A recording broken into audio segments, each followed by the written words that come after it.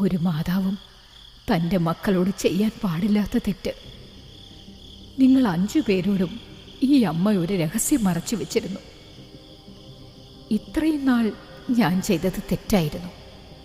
പക്ഷെ ഇപ്പോൾ എനിക്ക് തോന്നുന്നു ആ രഹസ്യം നിങ്ങളോട് പറയാത്തതായിരുന്നു ഏറ്റവും വലിയ തെറ്റെന്ന്. മാതാവേ, ഇതെന്താണ് പറയുന്നത്? ഞങ്ങൾക്കൊന്നും മനസ്സിലാവുന്നില്ല. ഒന്ന് തെളിച്ചു പറയൂ. എൻ്റെ ആദ്യ പുത്രൻ യുധിഷ്ഠിരനാണ്. അങ്ങനെയാണ് എല്ലാവരും ധരിച്ചിരിക്കുന്നത്. പക്ഷേ അല്ല. നിങ്ങൾ 5 പേർക്ക് മുന്നേ എൻ്റെ പൊക്കിൾക്കൊടിയുമായി ബന്ധം സ്ഥാപിച്ച ഒരാളുണ്ട്.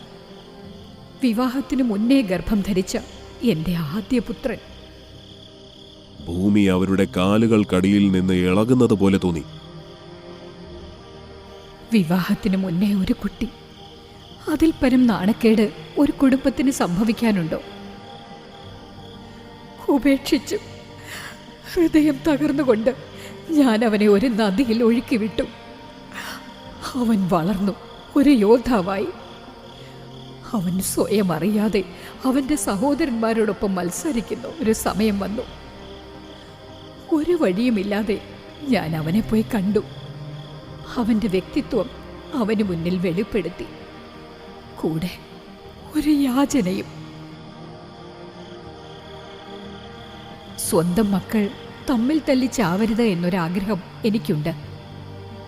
യുദ്ധത്തിൽ നിനക്ക് പാണ്ഡവരുടെ പക്ഷത്ത് നിന്നൂടെ? നിന്നെ ഞാൻ രാജാവായി വാഴിക്കും. അത് നിന്റെ ജന്മാവകാശമാണ്.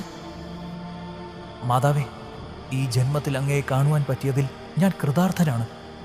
പക്ഷേ എനിക്ക് ദുര്യോധനനെതിരായി നിൽക്കുവാൻ സാധിക്കില്ല. അതിപ്പോൾ ദൈവം വന്നിറങ്ങി പറഞ്ഞാലും അങ്ങനെയാണ്.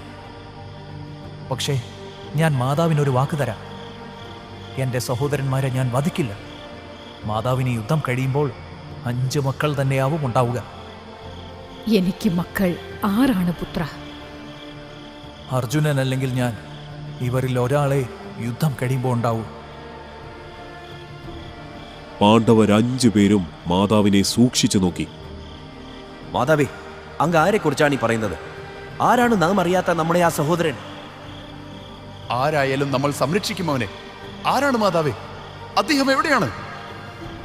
ജനിച്ചപ്പോൾ മുതൽ അവന് ഒരു സംരക്ഷണവും ലഭിച്ചിട്ടില്ല. അവന് അതിൻ്റെ ആവശ്യവും വേണ്ടി വന്നിട്ടില്ല. മാതാവേ, ആരാണ് നമ്മുടെ സഹോദരൻ? പറയൂ.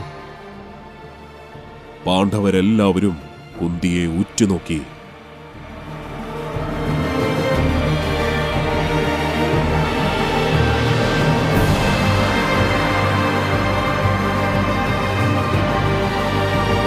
കർണൻ.